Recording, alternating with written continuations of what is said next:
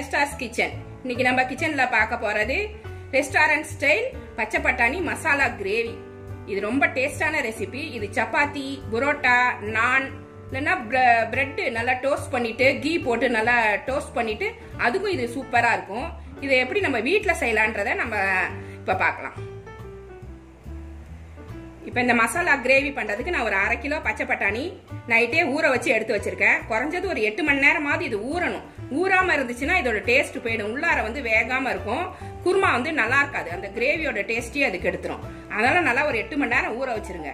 Night செய்யணும்னா நீங்க காலையிலேயே ஊற வச்சிடணும். காலையில செய்யணும்னா முத நாள் நைட்டே ஊற வச்சு எடுத்துக்கிட்டீங்கன்னா அது நல்லா டேஸ்டா வேகும். வேகிறப்பையும் ஒரு டேஸ்ட் கொடுக்கும், இல்லைன்னா நல்லா இருக்காது. இதை நான் ஒரு குக்கர்ல வந்து வெந்நீர் போட்டிருக்கேன். இந்த தண்ணியில இதை வேக வச்சிருவோம். ஃபர்ஸ்ட் இதை வேக வச்சு எடுத்துக்கணும். ஒரு விசில் வந்தா போதும். அதிகமா விசில் வந்துச்சுன்னா குழஞ்சு போயிடும். குழஞ்சிச்சுன்னா கிரேவி நல்லா இருக்காது, இது உடஞ்சு போயிடும். அப்புறம் பட்டாணி பருப்பெல்லாம் உடஞ்சிச்சுன்னா கிரேவி நல்லா இருக்காது. இதுக்கு ஒரு 1/2 உப்பு போட்டுக்குங்க. ஒரு 1/2 ஸ்பூன் நான் போடுறேன், ஏன்னா கிரேவிலையும் நம்ம உப்பு போடுவோம். அதனால இதுக்கு மட்டும் இப்போ 1/2 ஸ்பூன் உப்பு போட்டு இதை வேக வச்சிடலாம். உங்க குக்கர்ல ஒரு 2 விசில் ஆகும் அப்படின்னா வேக வச்சுக்கோங்க, ஆனா உடையாம பாத்துக்குங்க. அதை இது ஒரு விசில் வந்த உடனே திறந்து பார்த்துடலாம். பட்டாணி வெந்து எடுத்து வச்சுட்டேன். அது மாதிரி நீங்க ஒரு 4 உருளைக்கிழங்கையும் தனியா வேக வச்சு இந்த மாதிரி உரிச்சு எடுத்து வச்சுக்கோங்க.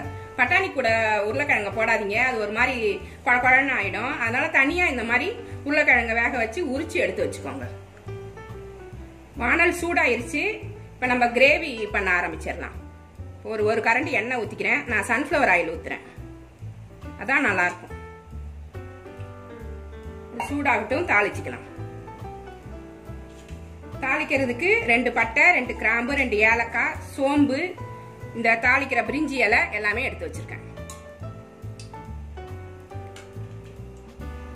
எண்ணெய் காஞ்சிருச்சு, சூடாயிருச்சு. இந்த தாளிக்கிற பொருளெல்லாம் இதில் போட்டுடலாம்.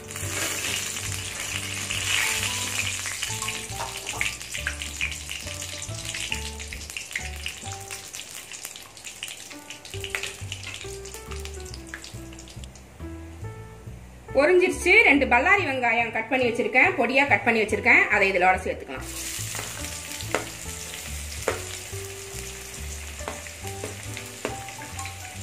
ஒரு 3 பச்சை மிளகாய் கீரி வச்சிருக்கேன், 2ஆ கட் பண்ணி, அதையும் போட்டுக்கலாம். இது ஒரு ஃபிளேவர் கொடுக்கும். காரத்துக்கு தனி மிளகாய் பொடி போட போறோம். பச்சை மிளகாய் வந்து ஒரு டேஸ்ட்டுக்கு, ஒரு வாசனைக்கு தான். இது வதங்கினோடனே தக்காளி எல்லாம் சேர்த்துக்கலாம். வெங்காயம் நல்லா வதங்கிடுச்சு, தக்காளியை சேர்த்துடலாம். 3 தக்காளி பொடியா கட் பண்ணி வச்சிருக்கேன், அதையும் இது கூட சேர்த்து வதக்கிடலாம். இஞ்சி பூண்டு பேஸ்ட் ஒரு 2 ஸ்பூன் போட்டுக்கலாம்.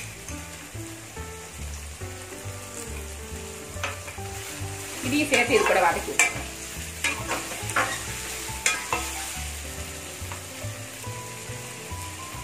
கருவேப்பிலை கொஞ்சம்.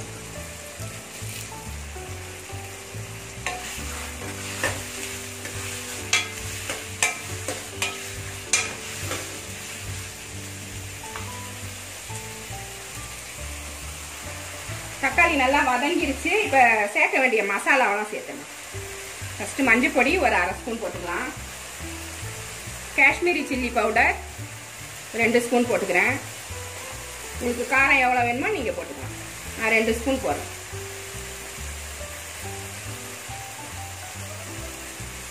மல்லிப்பொடி 2 ஸ்பூன்.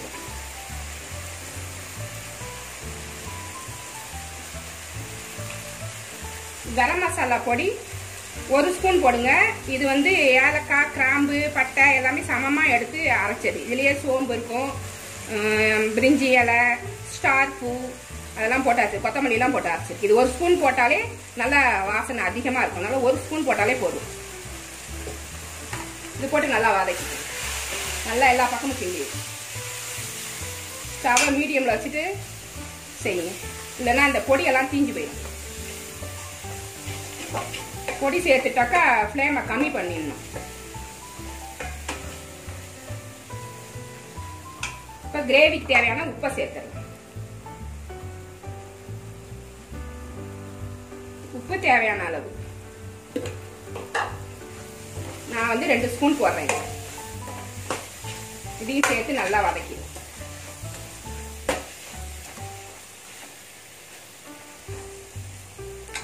ஒரு 1/2 கப் தயிர் எடுத்து வச்சிருக்கேன். அதையும் இதில் சேர்த்து. முந்திரி பருப்பு கொஞ்சம் எடுத்து வச்சிருக்கேன். அதையுமே போட்டுக்கலாம்.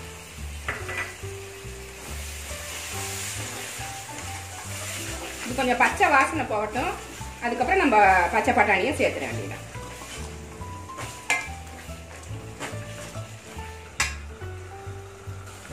கரம் மசாலா பவுடர் தான் போடணும்னு இல்லை. வீட்டில் வந்து இந்த கறி குழம்புக்கு போடுற மசாலா பொடி இருந்தால் கூட கொஞ்சம் போட்டுக்கலாம். அது ஒன்றும் ஒரு வித்தியாசமாக ஒன்றும் தெரியாது. இருந்துச்சுன்னா போட்டுக்குங்க. கரம் மசாலா பொடியை கடையில் கூட வாங்கி போட்டுக்கலாம். இல்லைன்னா வீட்டில் நுணுக்கிக்கலாம்.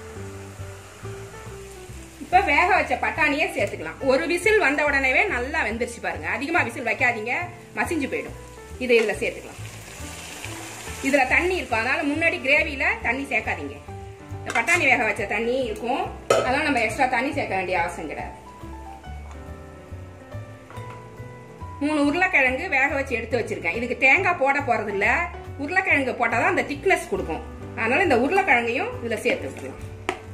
டேஸ்டாவும் இருக்கும் இது சேர்க்கறதால. வெறுமனே பட்டாணி சாப்பிட்றதுக்கு உருளைக்கிழங்கோட சாப்பிடும்போது நல்ல டேஸ்டா இருக்கும்.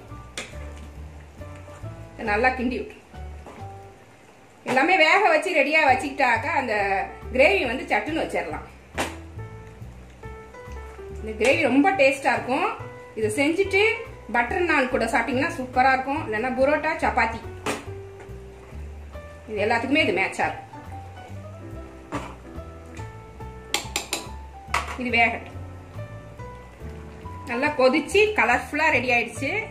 இதுல ஒரு எலுமிச்சம்பழம் புழிஞ்சு வச்சிருக்கேன், அதை போட்டுக்கிறேன். காரம் கம்மியா இருந்தா 1/2 மூடி போட்டுக்குங்க. கொஞ்சம் காரம் கொஞ்சம் அதிகமா இருக்கு அப்படின்னா ஒரு எலுமிச்சம்பழமே போடலாம். அப்பதான் அது சமமா இருக்கும். போட்டீங்கன்னா ஒரு டேஸ்டா இருக்கும். அதையும் கலந்து விட்டுருங்க நல்லா.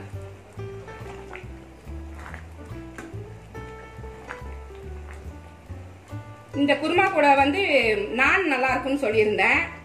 புரோட்டா நான்லாம் இது நல்லா மேட்சா இருக்கும்னுட்டு. என்னோட அடுத்த வீடியோ வந்து பட்டர் நான் வீட்லயே எப்படி ஹோட்டல் ஸ்டைல்ல போடுறதுன்றத நான் போடுறேன். இதையும் அதையும் கம்பைன் பண்ணி பாத்தீங்கன்னா இந்த குருமா வச்சுட்டு அந்த நான் போட்டு நீங்க சாப்பிட்றதுக்கு ஈஸியா இருக்கும். அதையும் பாருங்க. அடுத்த வீடியோ என்னோடது பட்டர் நான். இப்ப குருமா ரெடி ஆயிடுச்சு. கொத்தமல்லி தழை, புதினா எல்லாமே கட் பண்ணி வச்சிருக்கேன், அதை போட்டுடலாம். உப்பு உரைப்பெல்லாம் செக் பண்ணிட்டேன், கரெக்டா இருக்கு. நீங்களும் செக் பண்ணிட்டு தேவைன்னா இப்பயே போட்டுடலாம். இது மேல அங்கங்க கொஞ்சம் பட்டர் போட்டு விட்டுருங்க. பட்டர் போட்டு கொஞ்ச நேரம் மூடி வச்சிருந்தீங்கன்னா நல்லா இருக்கும். பட்டர் டேஸ்ட் வந்து இந்த குருமாவுக்கு நல்லா இருக்கும்.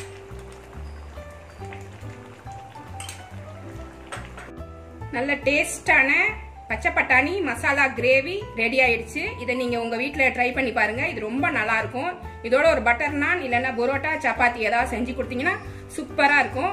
இந்த ரெசிபி உங்களுக்கு பிடிச்சிருந்தா என்னோட சேனல்ல சப்ஸ்கிரைப் பண்ணுங்க, மறக்காம பெல் பட்டன் அழுத்திடுங்க, லைக் பண்ணுங்க, ஷேர் பண்ணுங்க. இவ்வளவு நேரம் என்னோட வீடியோ பார்த்த எல்லாருக்கும் நன்றி. தேங்க்யூ.